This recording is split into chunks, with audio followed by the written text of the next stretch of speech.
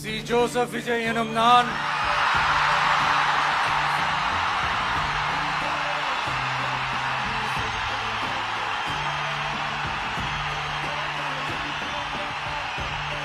சட்டப்படி அமைக்கப்பெற்ற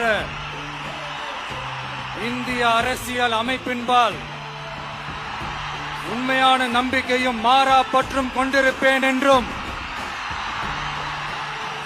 இந்திய நாட்டின் ஒப்பில்லாத முழு முதல் ஆட்சியையும் ஒருமையையும் நிலைநிறுத்துவேன் என்றும்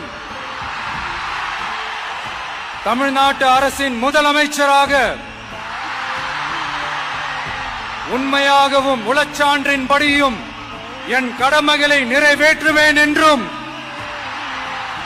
அரசியல் அமைப்பிற்கும் சட்டத்திற்கும் இணங்க அச்சமும் ஒருதலை சார்பும் இன்றி விருப்பு வெறுப்பை விலக்கி பலதரப்பட்ட மக்கள் அனைவருக்கும் நேர்மையானதை செய்வேன் என்றும் ஆண்டவன் மீது ஆணையிட்டு உறுதிமொழிகிறேன்.